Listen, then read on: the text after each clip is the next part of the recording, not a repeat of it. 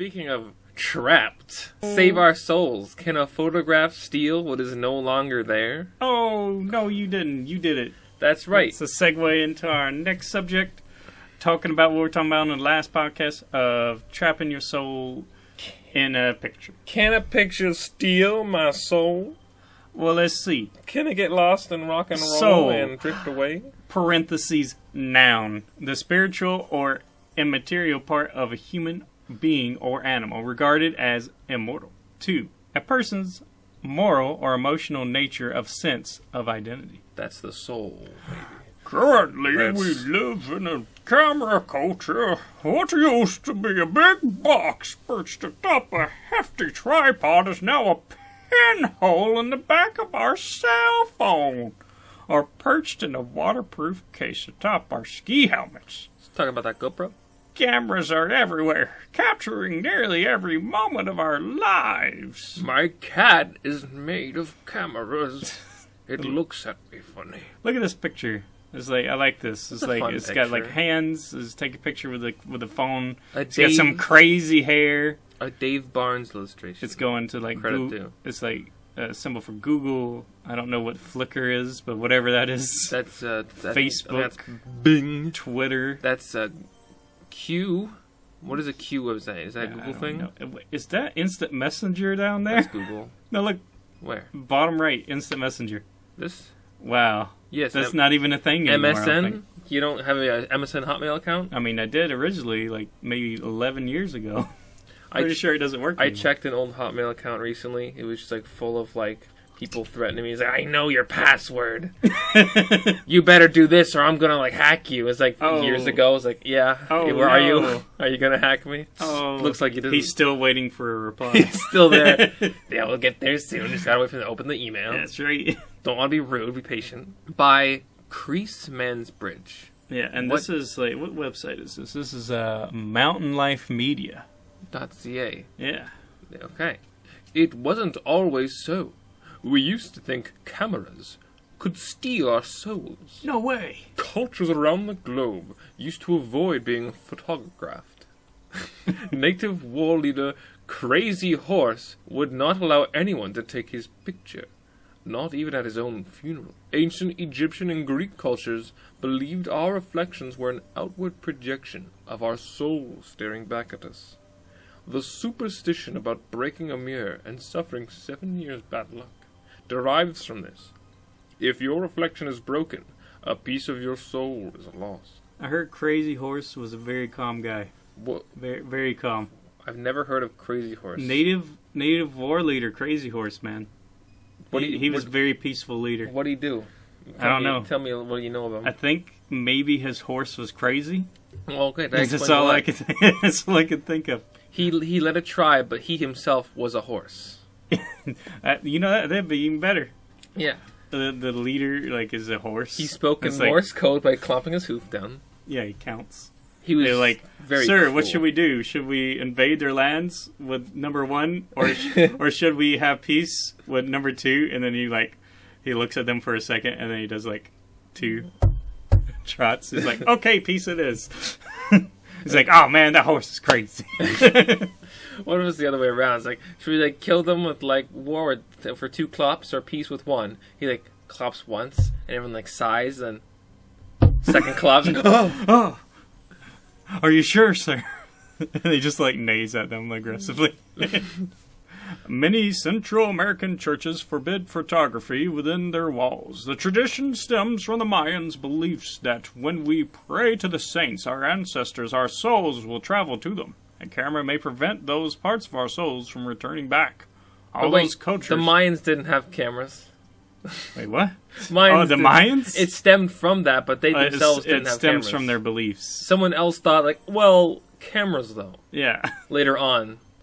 Maybe they're referring to back when people used to get their portraits painted. Yeah, they might have thought the same thing. They arbitrarily thought later on that the cameras would prevent their souls. For no real reason. All these cultures saw the soul as something worth protecting and cherishing. All were cautious of where it could become lost or trapped. Times have changed! What if any of those old beliefs are true?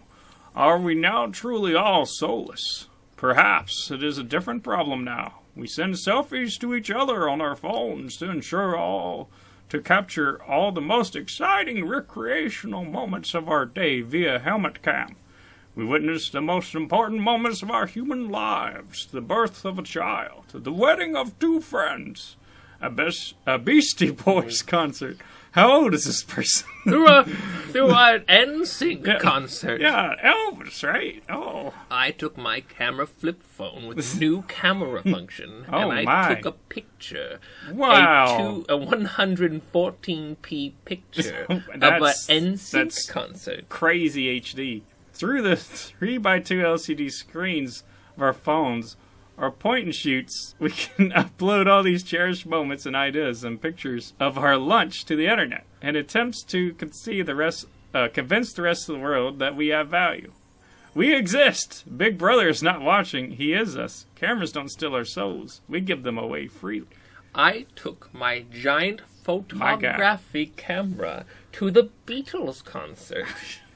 I had to line the shoot up with dusting powder, get under the veil. Those flash things have probably made all those old people blind.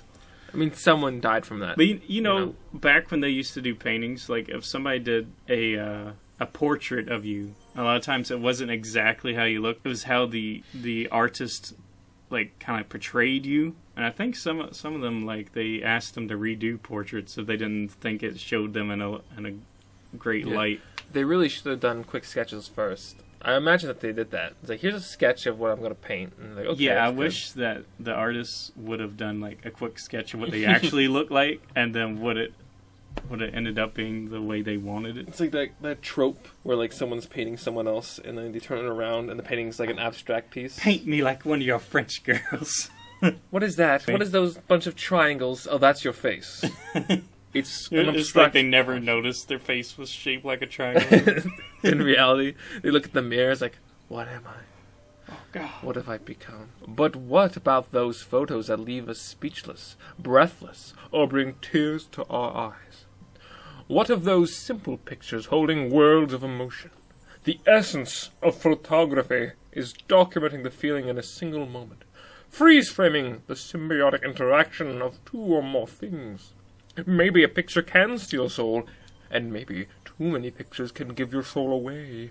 But a great photograph, a true piece of art, can actually capture the soul of any moment shared between friends, nature, light, and life. Great photos, and the soul held within them, can live forever. Amazing. Thank you. It's true though. Like if you like some people be like, oh, like that picture doesn't capture my good side. I need you to like take another picture. You know when you take a random picture, it's like, oh, that doesn't look good. Yeah. So you gotta take another picture. It's like, oh, this looks better. It's like this is better light and whatnot. What happens if you take a picture and then delete it? Do you still like get released? with their whole thing? Yeah. If you take one and then delete it, I don't know. But I think the same thing was talking about if you see yourself in a broken mirror, then it's like part of your soul gets erased or whatever, or gets shattered, I guess. Oh. But what if you fix that mirror? Does it resolve it then? Is it still broken? It'd just be like a taxidermy. Now we're going into philosophy. Well, what if you took a picture? Every time you take a picture of yourself, well, like 1/100th of your soul is captured, but then you do that. You only get so many photos before your soul's like you do that completely captured and gone. You take all your soul away, but then you delete and get rid of the pictures. Mm-hmm. And then let's say your soul is released. Does that mean like your soul is in the afterlife, but you're still alive? Now that's this is some crazy. Now that there's two of you. My favorite thing about this is them talking about capturing a Beastie Boys concert.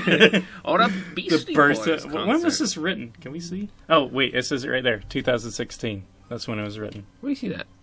It's right in the link. Oh, wait, right. Yeah, so it was written in 2016. In so May. I guess that makes sense.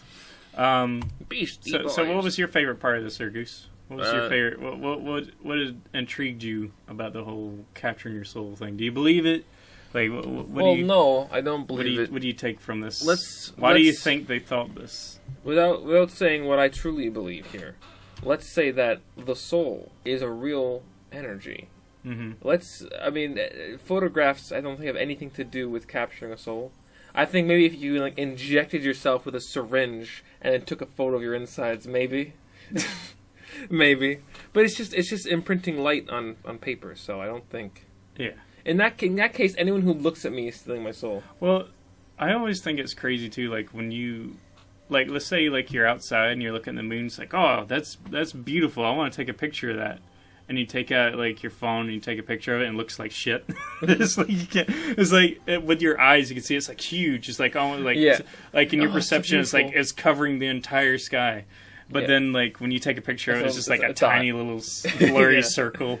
Yeah, you need like one of those macro cameras or something like that. Yeah, I guess you need a really good camera. But like our eyes, like when you take a picture, like it's not completely. I guess what it would somebody would say like you look like. Mm-hmm. Maybe like 4K cameras. I don't know. Maybe if we get better cameras, but here's a fun thought. If our eyes can only see a certain amount of frames per second, if we managed to film something at more frames, would we ever notice? Well, I don't know. I think I've not looked too much into research, but I think somebody said it goes up to like 200 or maybe even 1,000 that you can see. 1,000. So someone framed at 2,000 frames a second, but played it at normal speed, we wouldn't notice. Well, I think if you do that, it looks like it's slow motion. But if you film at like 1,000 frames a second, then you slow it down to like 60. But they're playing the frames like so fast at its normal speed.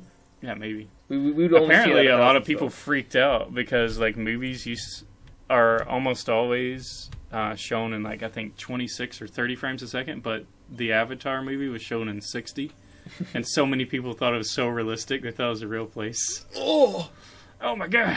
Have you played that new Mario 64? It's like real life. Also, what do you think we should look at next time there, Goose? Oh, man. And I know that you're going to bring up something extremely awesome. I am on the edge of my seat. I'm so excited. Yeah.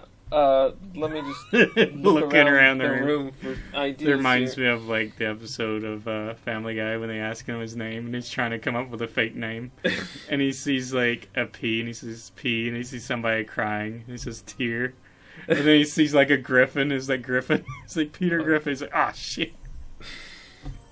Wait, did you say Family Guy? Yeah. For some reason, I thought you said Futurama. Did I? I don't know. I'll have to like listen back to that. I'm pretty sure I said Family Guy. Wouldn't that be weird? Peter Griffin. Ah, shit. Have we done Cthulhu? No. We could look up some Cthulhu. Let's do some Cthulhu stuff. Yeah. Some interesting. What is that? The world of Lovecraft? Yeah. That's what that is. So I also know that Lovecraft made a lot of other crazy deity creatures. Yeah, we'll look into Cthulhu next time on the Folklore Scrolls. Holla at y'all later. Bye.